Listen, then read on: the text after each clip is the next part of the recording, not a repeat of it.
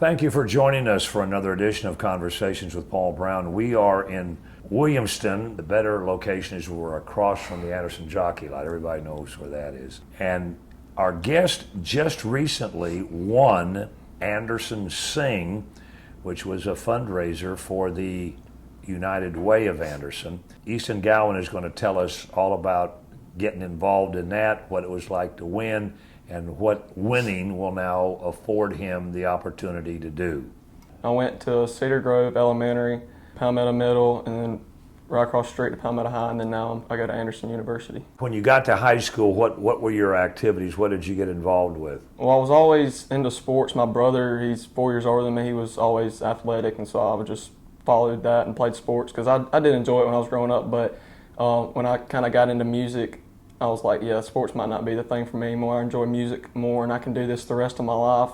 And so in about ninth grade, I just quit sports and was like, I'm just going to start doing music full time. Played piano when I was younger. I took lessons for a little while. Did you? And it was like, not really, I didn't get into it like I did guitar. I learned like the basic stuff, but just kind of got out of that. And then I found a guitar in my brother's closet, and I could tell he kind of got upset. Don't be touching my stuff like older brothers do and all that. But every time he went up in his room, I'd go up in there and grab it and just start fiddling around with it. And I was like, this sounds terrible. I need to get lessons. And so we had a guy at church who was home from college for a little bit, and he took time aside from when he was home and started teaching me a little bit. Now, what church would that have been? That was Calvary Baptist in Williamston. In Williamston. Yes, so sir. the guitar teacher came through Calvary. Yes, sir. And how many years did you take lessons from him?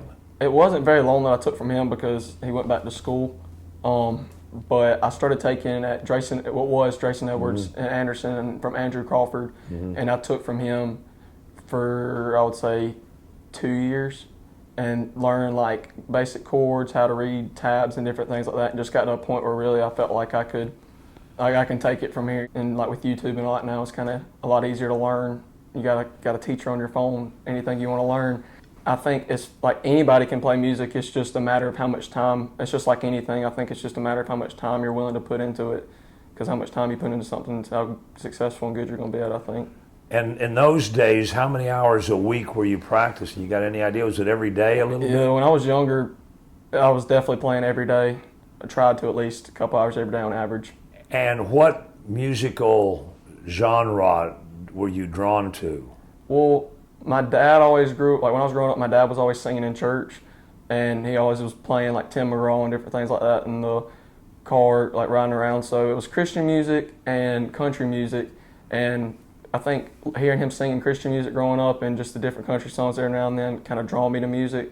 But once I started really diving into playing guitar, kind of like the older bluegrass and chicken picking and stuff like that, just kind of what I guess I was more drawn to and wanted to learn. Chicken picking on a guitar, Yes, what sir. exactly is that? So it's when you're normally something that you would originally just strum, like a chord or something like that most people just sit there, and just strum. You can like take your pick and individually pick the strings, and it's like when you hear bluegrass, a lot of times if you hear a lick or something, they're picking the strings with a pick, but also at the same time they may be like using their fingers underneath. So it's honestly just getting a lot more action, a lot quicker, and different tones and sounds. You know what I mean? It's kind of like bluegrass sounds is what you think of when you hear that. With your dad's interest in music and singing in the church, did you get involved in church music at some point? Yes, sir. I was always in, like growing up was in the choir and all that, but honestly, until I started playing guitar was when I really would start, instead of him using a CD or a track, I would start playing acoustic guitar and he would sing. So that's when I really started, that's how I started getting like in front of people, because for the longest time I was nervous. I'm like, oh, I ain't good enough to play. I'll play in a year or so whenever I'm better. But that's really how I started getting in front of people and playing, was with him at church. And at Calvary in Williamston? Yes, sir. Did you branch out from church once you felt more comfortable with him performing in church? Did you do anything else? Yes, sir. So for the longest time, too, he was trying to get me to record videos and like put them on Facebook.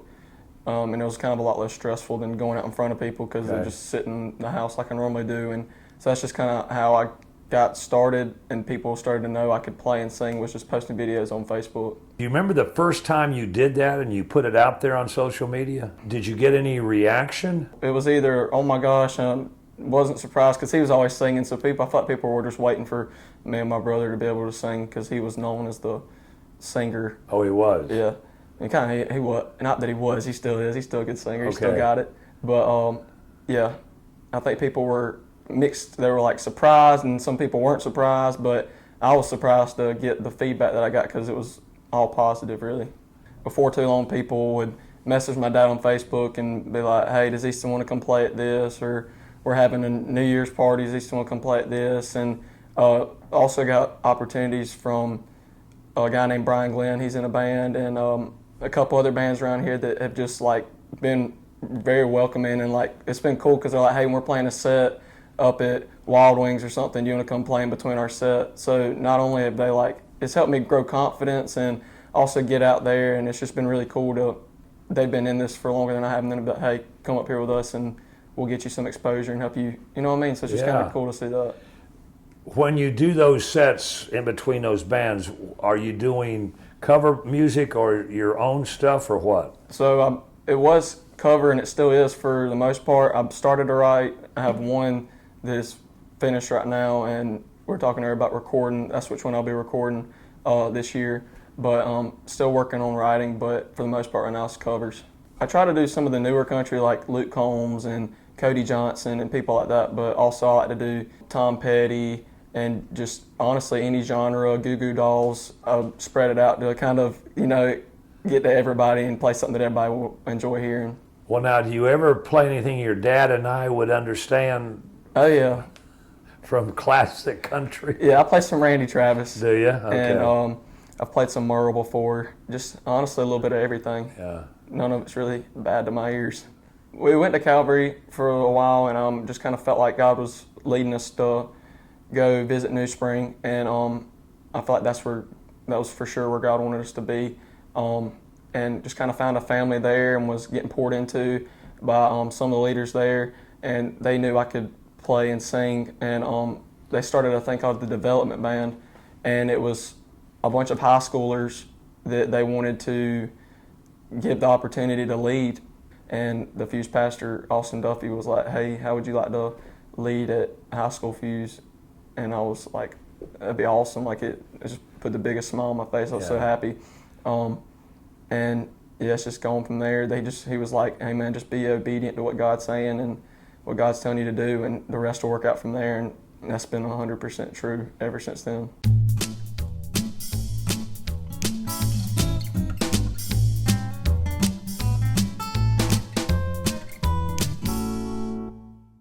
Your dad sees something on social media, Yes, sir.